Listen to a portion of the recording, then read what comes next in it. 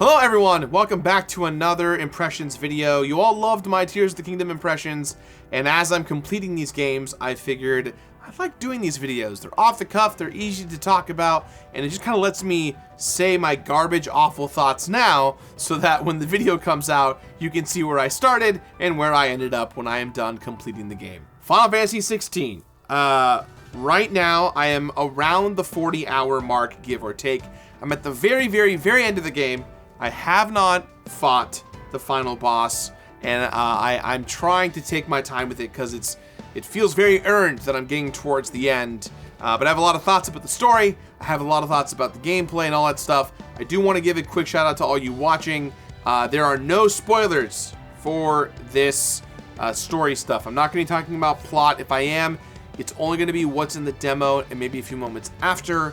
I'm not going to talk about plot because this game mostly is a story-driven game, and to talk about the beats that happen do kind of take the seriousness and out of the game. But also, I am going to be talking about mechanics that you can unlock in the game, and those mechanics I don't consider a spoiler because those mechanics have been blasted on the social media of Square Enix and the companies behind the combat of the game. I did get a code early from Square Enix. I've been playing the game for almost 10 days now, so thank you to Square Enix for the opportunity to get my hands in this game. It's going to make completing this game a lot easier for me and to talk about it with you guys. I'm hoping to have a video within the next 2 weeks out, but we'll see what happens. It all depends on how this all goes. So with that said, let's talk about Final Fantasy XVI. We'll just start with the story. So far, my thoughts on the story are it's pretty interesting. I'm very engaged with the beginning moments of the game. For those of you who played the demo, I loved how the pacing was and how the story beats played out. I have purposely avoided all of the trailers and kind of the interviews and the combat stuff for 16 because the minute I saw the first trailer when they revealed it during the PS5 showcase a long time ago, I did not need to know anything more. I wanted to experience this game as it was through and through, and I've loved it so far. The story is really interesting. I am engaged with what's there. Clive is a really strong protagonist. It's very clear that he loves his brother Joshua and what he will do to protect and save his brother, and how the dynamic is evolves throughout the game is really wonderful. You can kind of see that Clive as a character is very much loved by a lot in his family, but also not appreciated by his family so much. He's the black sheep that is kind of the stain on the house of Rossfield. You'll hear this a lot in video reviews and impressions. Yeah, this is Final Fantasy meets Game of Thrones. It feels very much like that kind of story where there's going to be revenge arcs and betrayal and growth and overcoming and succeeding and getting your hero moment. There's a lot of those types of things that take place in Final Fantasy XVI, and I don't think it would have been as effective as it was if it not were for Ben Starr, who plays Clive. He does a wonderful job grounding Clive in all of the chaos, story beat by story beat, whether Clive is mad or angry or crying or yelling or laughing. There's this kind of realness to the character that is present throughout the entire game.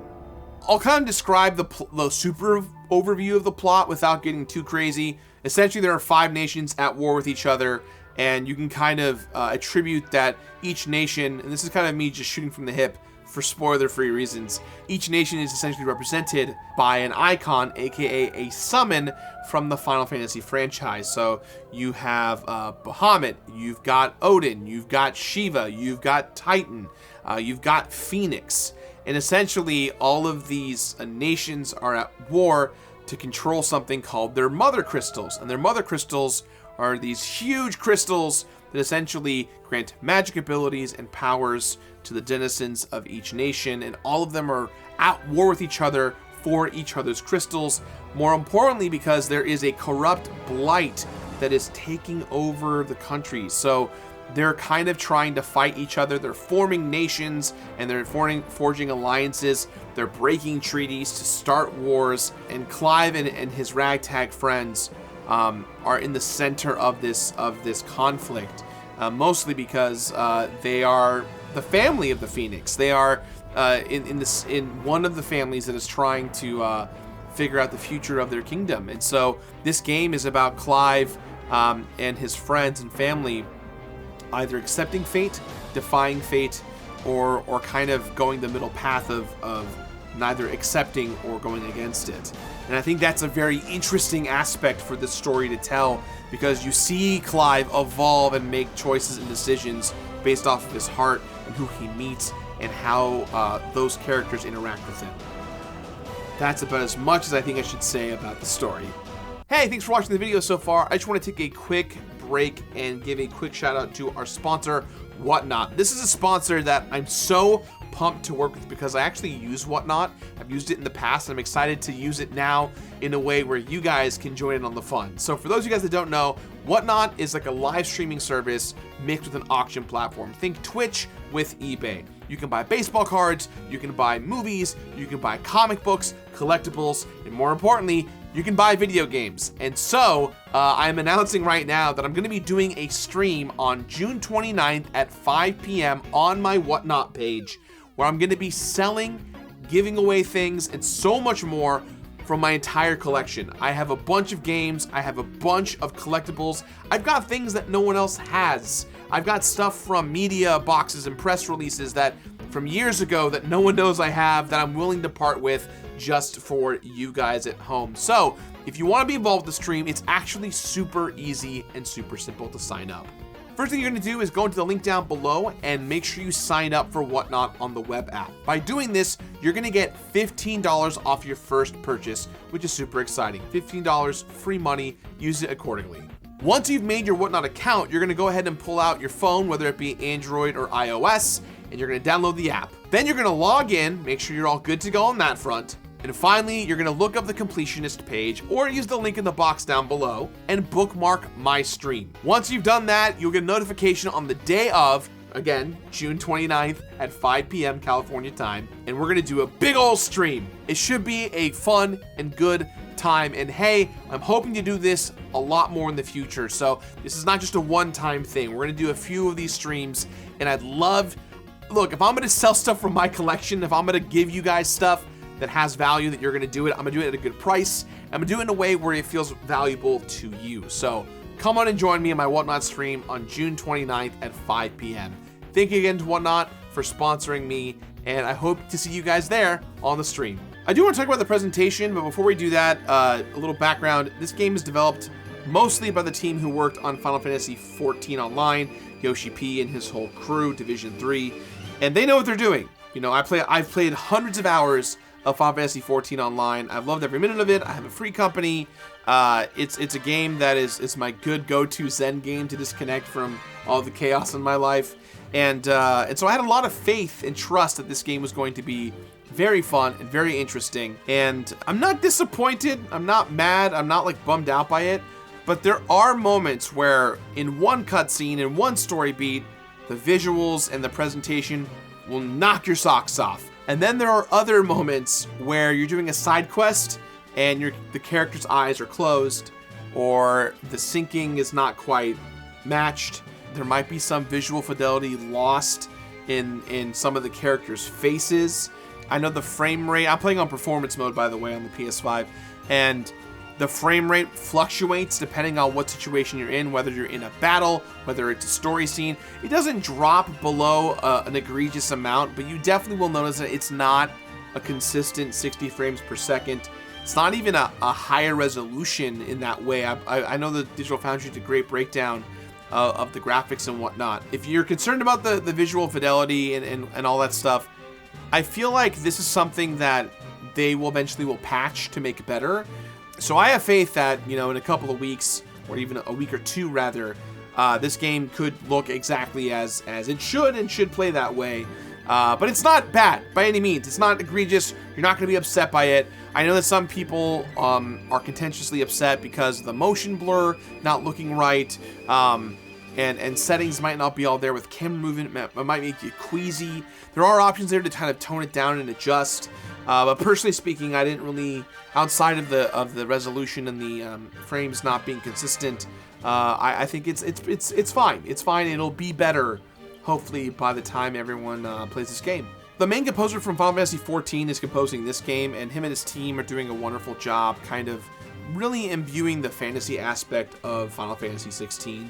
Every major combat scenario, I guess I always say this in my videos, and I think some of you guys will laugh at this, but it's true. When it comes to 16, this game is great at telling you how to feel. When it's swelling and beautiful and momentous, you feel it. When it's depressing and gloomy and things aren't great, you feel that as well. I don't remember the themes per se at the top of my head like I would something like Persona or a previous Final Fantasy, if you will. It doesn't really stick with me, but when you're in combat, when you are engaging in high-octane scenes, there's this kind of operatic swelling that takes place all throughout those situations. And every time I felt them, it was hype. I was ready to go. Now, in my opinion, the bread and butter of Final Fantasy XVI is the combat. Holy crap, is this game fun. It feels so good to get into a fight with someone. In fact, I would say the biggest problem with Final Fantasy XVI is that you don't fight enough. I love the combat through and through. This is a hybrid of an action game like a Devil May Cry or Bayonetta with something like, obviously Final Fantasy VII Remake, a little bit of 15, obviously 13 with the stagger meter, a little bit of Kingdom Hearts with the shortcuts. This game is about comboing and staying in that poetry in motion aspect of comboing. I was so surprised that I was able to find the little infinites within my movesets. I get into a fight and just go, all right, this is my 6-hit combo that I can repeat over and over again. And it just felt really good and fun to overpower the enemies and take them down. Really, it's like combat is your expression. If you know what your loadout is and what you want from combat, you can have some really, really cool moves to show off. And I can't wait to see all the really cool combat movies that people will make, because it's very evident that there is going to be a meta here where people are going to find the best movesets, the best combos, how to execute them, and how to essentially break the game against larger enemies or foes. Now, this isn't really a spoiler by any means, but as you guys know, there are icons in this game, summons, if you will. And the main combat system of this game is you essentially have stances. And in those stances are represented by the different summons in the game. At this time, I have almost all of them, and I don't want to necessarily break down which ones do what as you all are experiencing the game, or we'll see it eventually in our video in a few weeks. Essentially, each icon has 2 special moves that you can execute in the fashion of shortcutting your spells from Kingdom Hearts, right? You hold R2 and you press square or triangle to do one of these 2 special moves. Your circle move, based off your stance, might do something different. So if you're Phoenix, you're teleporting. If you're Garuda, you're pulling enemies to you. The fact that you can seamlessly transition from icon to icon, move to move, combo to combo, while building up that stagger meter, training it down, and then attacking your enemy. It just feels so fluid and so fun. Every time I got a new icon or I'd go fight a bigger, stronger enemy, I would ask myself, what can I do to stagger them differently? What can I do to make the stagger meter drop significantly? How do I optimize my damage in that fight when they're down on the ground versus chipping away at both the health and the stagger meter? You start to really kind of look at the game differently in that way, and every single fight, I felt it through and through. I wanted to do it. It didn't matter if I was fighting a low-level chocobo, wild chocobo, or a guard at a castle. I just wanted to beat them down to the ground, and every fight, in my opinion, is not boring. If you like looking at combat through the lens of trying different expressions of combat, you're going to have a fantastic time with it. I certainly am, and I just want more of it. I do want to talk briefly about the accessibility options in this game. So there are 4 rings at the start of the game that you can equip. The 4 rings that allow you to make the game easier so you can learn the game better. There's an auto parry / dodge. There is a auto healing / regen. There's an auto combo that makes kind of the button presses feel a little easier for you.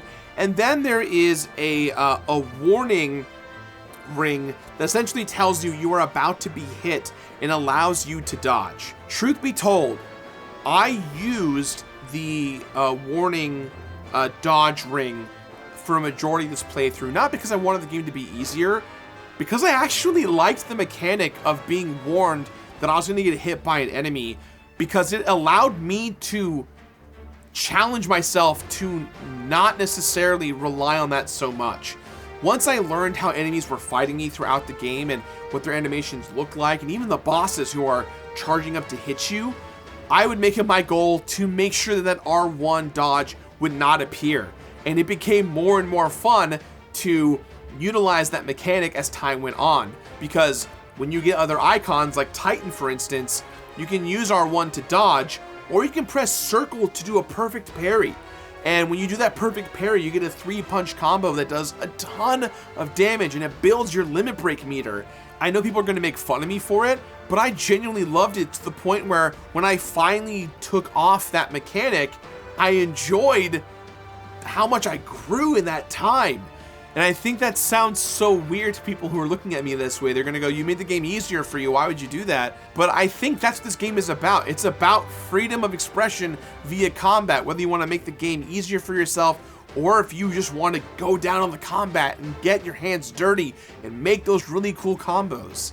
I think it's awesome that the player can do that, whether they've played every Final Fantasy or this is their first one. Let's be honest, this is going to be a lot of firsts for a lot of folks out there who've never played a Final Fantasy game before. And finally, as the completionist, there is the completionist aspect of the game that is definitely prevalent and throughout the entire experience. Whether you get into the first main hub hall, or you're at the end of the game where you have this large world map that you can kind of jump around to, completing the game is imbued in the game's DNA. There are quests, there are side quests, you get benefits for doing the side quests, you build relationships with secondary characters, with the main characters. There are things like hunts. Hunts are back in this game. Hunts have been prevalent, I think, for the last 3 or 4 Final Fantasies, and the hunts are, for the most part, really fun. They are essentially mid-bosses or big game bosses that you can challenge yourself with. It's fun to fight them because you have to go out of your way to really find out where they are. So when you go to execute hunts, at some point in the game, you will come across Nectar the Moogle, who is the cutest boy in all of the lands. And Nectar essentially tells you the location of where the hunts are somewhere in the overworld. And his descriptions are relatively vague, and they'll usually just tell you the name on the map and the location of where it might be. So it's this place, this region of the map. You know, 2 to 4 words that will describe where to go. You'd think that's enough, but sometimes these maps are relatively big, sometimes they're small, so you'll find yourself kind of traversing on the edges of each map to make sure you've made sure that you found every single aspect. It might be a certain situation where, oh, there is a small little hallway that leads to a big battle arena. Chances are that hunt is in that battle arena. I should probably head that way. And those fights, hands down, have been my favorite. I've been talking a lot about how I want to fight people. I want to fight the hunts. They're very, very fun to hunt. Surprise, surprise. Speaking of hunts, there are side quests, and these side quests, I'm not sure how I feel about them 100% yet. In my experience so far, I either feel like 50% of them are really solid. They do a great job of building character and backstory and giving you one-on-one moments with side characters and characters you may have saved, or you know, one kind of leads to a little mini war that you're kind of a part of. And then there's the other side that's just like, hey Clive, deliver soup for me. Go get ingredients for an item for something. It feels very fetch questy in that way. And it's not that it's bad, it's just that it feels very time wasty, especially because when you're in the main hub area, you can't really sprint anywhere. You kind of have to run the same time momentum wise. When you're in the overworld, you're sprinting or you're possibly riding your mount. But if you want to go turn in a side quest in that hub hall, it feels very long because you have to run and check your map and really make sure you understand the layout of where it is. It's not bad, it definitely slows down the game's pacing, I feel. And some of these quests have robust story moments, and depending on what the quest is, whether it's a fetch quest or a fun, engaging side story quest, you might just get bogged down with boredom, depending. I have felt that moment several times throughout my playthrough, but I think what kind of picked me up from those lull of a moments was the main story, because once you get back to the action, you're kind of lifted back up through it, and it does a good job of kind of keeping you elevated through those instances. So as we wind things down, sounds like I'm praising this game left and right, but I do want to talk about something that did kind of weigh on me as time went on through my playthrough, and continuing to go on through my playthrough. While I really love the early story and how it's progressed and how it constantly keeps you engaged, as time goes on, there is a lot of storytelling overall. There's a lot of terms, there's a lot of characters, there's a lot of moments, and for the most part, I'm able to understand a majority of them. Luckily, thanks to the ATL, or the active time lore, you are able to learn in the moment about what's being presented to you. There are 2 characters that specialize in the lore of the game, and as the story progresses, you can communicate with them to kind of keep the lore fresh and fun, and give you an easier path to understanding exactly what the hell is going on. But because the story is so grandiose and how it's explained and told to you, there are moments where it will feel like a slog. It will feel like, man, this cutscene, we could say 10 sentences and execute it in that way, versus a 30-minute monologue that goes on for a while. I'm obviously exaggerating, but that's how you feel, because that's when those moments come to a crawl. And the unfortunate thing is that after those moments are done, it's usually met with a brief gameplay moment. You're gonna play for 7 or 8 minutes and then have a cutscene take place, and then maybe play for a minute or 2, and then another cutscene takes place. And so the pacing is a little bit off from time to time. But what really saves those moments, or rather kind of lifted me up in that way, is the main big story action pieces. And what I'm referring to is when you get into these gigantic fights, when you are dealing with the Eikons, when you're fighting Ifrit and the Phoenix and whatever it may be, right? Those moments are high octane energy that purposely lift you to get into the story, and the resolution is something you want to see, because you just experience these high action octane moments. There's these little things in those fights that are like cinematic clashes, cinematic dodges. All of those things only make the game feel more rewarding and more fun. And so I think that helps with the pacing significantly. But I also felt like at times there were a lot of moments where I'm putting the controller down, watching what's happening, and then eventually picking it back up. And it's not a bad thing, it's just a thing that I didn't necessarily enjoy, because it does it a lot. It does it a lot throughout the game.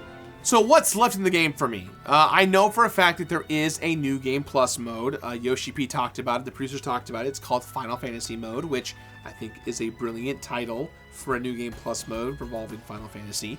I know that the game will get harder. They're going to put more elite enemies, more difficult enemies throughout the game. I know that the achievements, there's like I think about 50 to 51 achievements, something like that.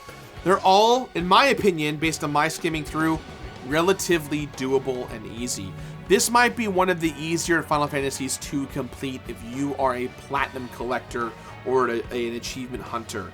This is going to be an easy, fun time for you, especially with Final Fantasy mode being a new Game Plus playthrough, so all your stuff's going to probably carry over. So I feel like once I beat the game, which again, I'm pretty close to the end at this point, I feel that the completion aspect is going to be like a nice snowball. I'm going to kind of build it up to kind of get everything I need to get.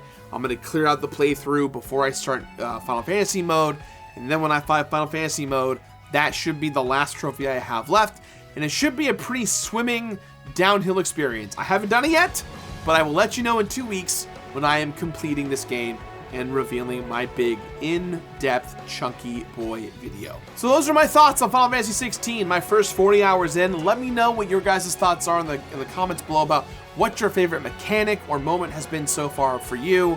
I hope you guys like these videos. I like making them. They definitely take some of the pressure off of organizing our videos here, because usually I make only one video about one game. Now I can make 2 or 3 if you guys like these formats. So let me know what you think. Don't forget, we have our Whatnot stream next Thursday, the 29th at 5 p.m. So if you want to sign up for that, links are in the box down below. We're going to be auctioning off a bunch of cool stuff. Should be a good time. Thanks for watching, and I'll see you guys when I am done completing this game. Have a great weekend and enjoy. Bye!